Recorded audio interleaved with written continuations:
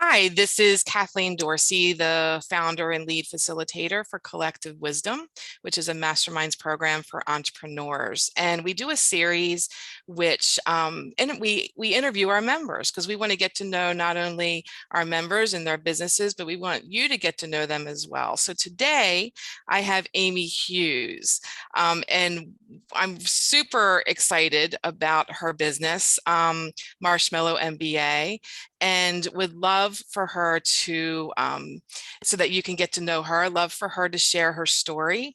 And it's super interesting and it's a lot of fun. So Amy, welcome today Thanks, to Kathleen. to our fireside chat. I love this background today. So here we are.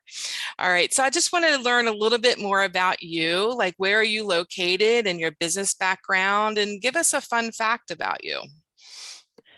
I don't know, fun fact so much, but so just a little bit about Marshmallow MBA. We are based in York County, Pennsylvania. We're in Red Lion, Pennsylvania. So we're slightly north of you in Baltimore by about half an hour, 40 minutes, I think. Marshmallow MBA was founded in 2016. The intellectual property is actually my grandmother's recipe. We started making marshmallows. I guess I should say Marshmallow MBA is a handcrafted gourmet marshmallow business. We don't bill ourselves as a candy store. We're women-owned manufacturing. We are light manufacturing, and we were so grateful to be light manufacturing during the pandemic because it meant that we were essential and we could stay open. So the recipe is based on my grandmother's recipe that I made with her when I was a kid. So many food stories start out this way. She thought we were going off the reservation when we made peppermint marshmallows. But, she did not approve of peppermint. Peppermint was fine, but that was as far off the beaten path as we were going to go. So we did vanilla and we did peppermint. All right. She and I did. Marshmallow MBA now is manufacturing in 170 flavors. Family friendly vanilla, of course, but our signature vanilla is a fire toasted vanilla. It's a smoked vanilla. I like toasted marshmallows, but I don't like to camp. So, well, there you go. There's a good compromise. Yeah, so there's our signature vanilla. And so we go family friendly, but then we veer into happy hour inspired, and wine o'clock is one of our favorites in that area. That's awesome. And tell us a little bit about your business background before you decided to get into marshmallows. So I was 22 years, we may get some, my new pride and joy. There you go. Yeah. So I was 22 years federal consulting. I worked primarily Department of Defense and Intel during that time. I was doing business process improvement. I was basically the person who walked in and told you, hey, you've been doing your job wrong for the last 20 years. So they loved when you walked in the room. They loved it. I was their favorite person. Yes. You know, there's this very funny joke. The two biggest lies. One, I'm from the government and I'm here to help. And number two, oh, I'm happy to see you. Very good. And I knew I had burned out doing that, which is why I went to business school, because that's what you do. You know, when you're burning out, you decide to take on a graduate program. So I got my MBA from GW in 2012. And in 2016, we founded Marshmallow MBA kind of on a whim. Thanks to grandma, right? Thanks to grandma. All thanks to grandma. And what's a fun fact that you'd like to share with us about yourself? I am passionate about baseball. I will listen to it. I prefer to listen to it on the radio than to watch it on TV. If I can't be in the ballpark, I'm going to listen to it on the radio. And I've always been a National League East fan. Anybody but the Braves. Really? Okay. Well, that is a fun fact. Sorry, Atlanta. Are the Braves still in Atlanta? I'm not sure. They are still in Atlanta. They won the National League East this year. There we go. Sorry, Atlanta, but Amy still loves baseball, so that's good. Right. So you gave us a little bit overview of your business and your products, and who do you serve? Like, who is your client or customer? So we sell both retail and wholesale. So we sell to both markets. Our retail customers make up about 15% of the business right now. We have an e-commerce shop. Again, that was a benefit to us during the pandemic. because we didn't have a brick and mortar that we had to bear the overhead for our retail sales. If we're not selling via e-commerce, we also do some pop-up events, food and wine events, beer tastings, and our famous appearances at Comic-Cons around the Mid-Atlantic. So what is the best beer pairing with marshmallows? So it depends. Okay. I'm not a beer drinker, but we put beer in marshmallows. So we do a stout marshmallow, and we do a Russian. There's a Russian porter that we put in the marshmallow that's pretty good. I'm going to pair wine with marshmallows before I pair beer with them. I love our sangria marshmallow, so that's got the wine in it. I love that in hot chocolate. Otherwise, Mexican hot chocolate and Pinot Noir are ridiculous together. Well, next time at our fireside chat, we'll need some marshmallow with. Yes, I think we'll need to do chocolate. it where we can toast a few. And yes, yes, very good. So you got out of your business school, and what said, I'm going to make some marshmallows? Like, why did you start that business? So I had been making them, as I said, as a kid. We had made them, and we gave them as gifts at the holidays.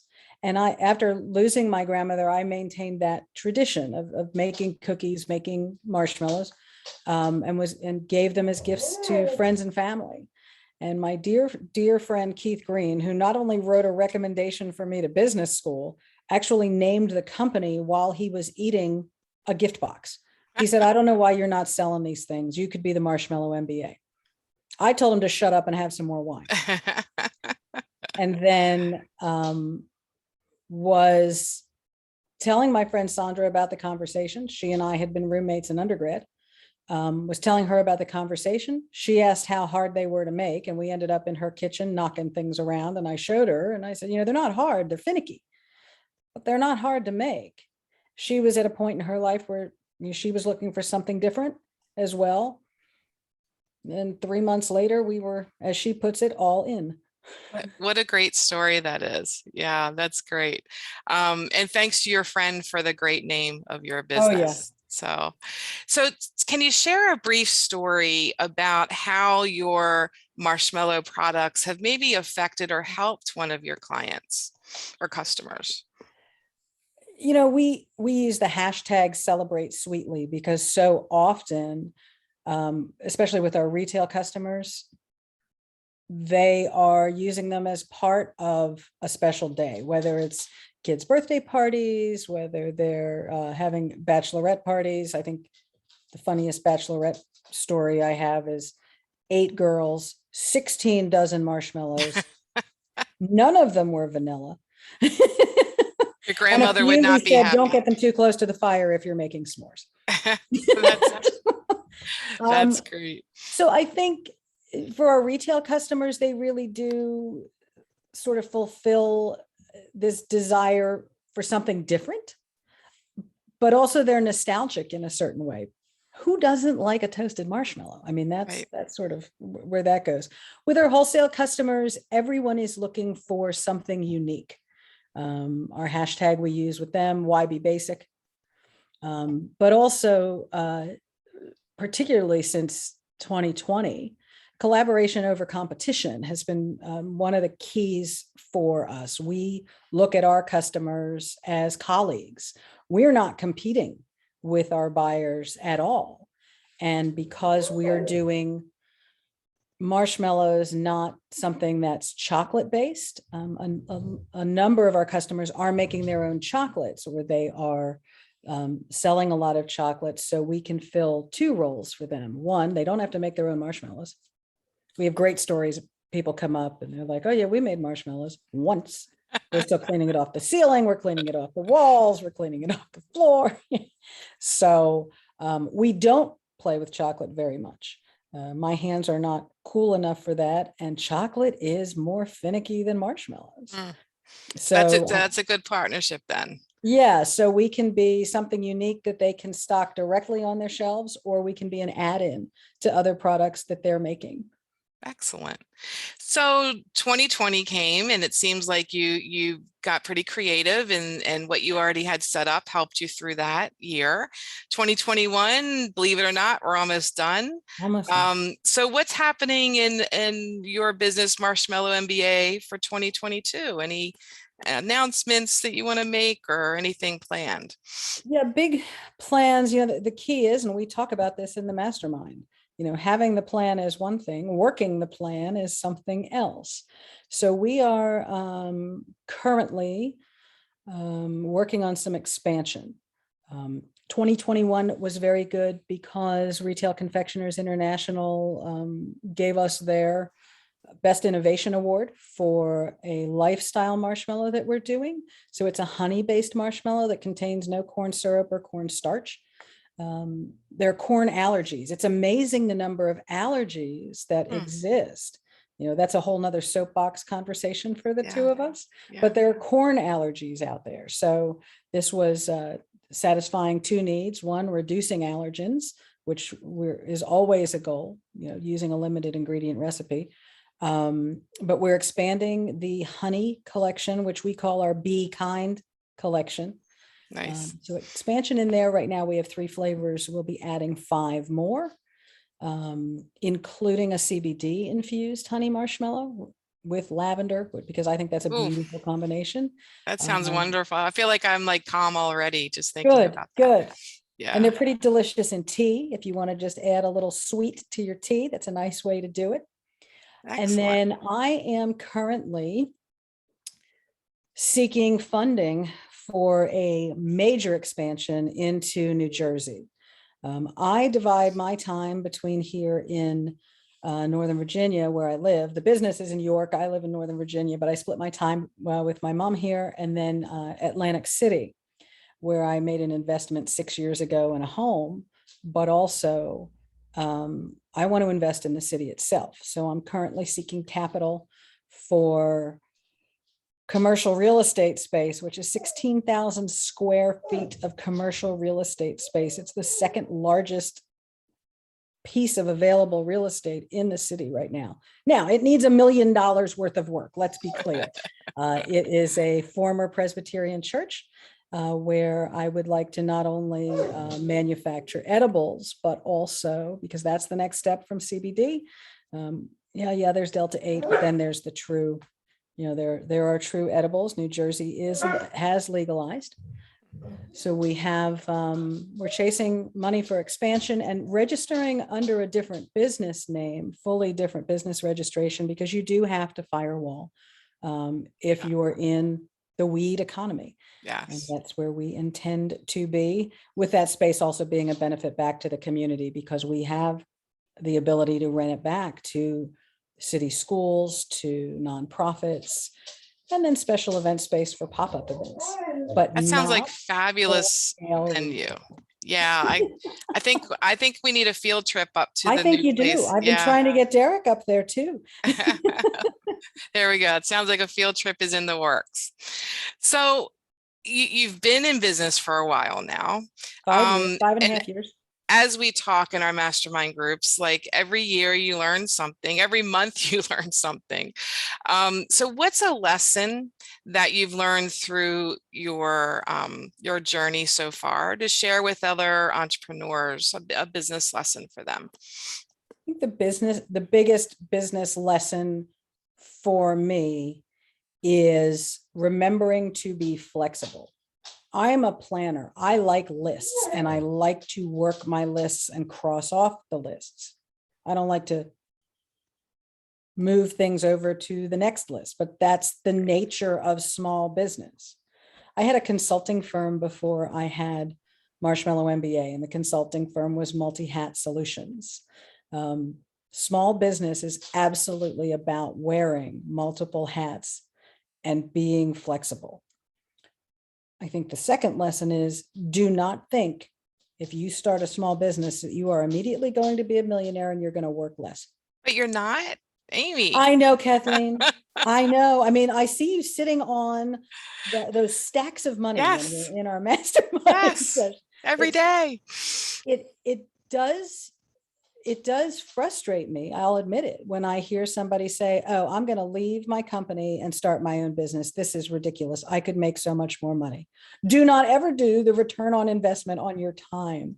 When you start looking at, oh, I used to make 175,000 a year. Right. There's Well, probably some days we make like 5 cents an hour, right? I think so. Yeah. Don't look at your hourly rate. It'll just demoralize you. Oh, But even a not great day in my own business is still better than 90% of the days I spent in the cubicles. well said. Well said. So I would like to close with a couple kind of fun things. You've touched on this, but we talked about marshmallow flavors, but what's your, I love treats, unfortunately, too much, but I'm interested I'm right there in, with you, sister. Don't yeah. worry. I'm interested in what your favorite flavor of treat is. What would that be?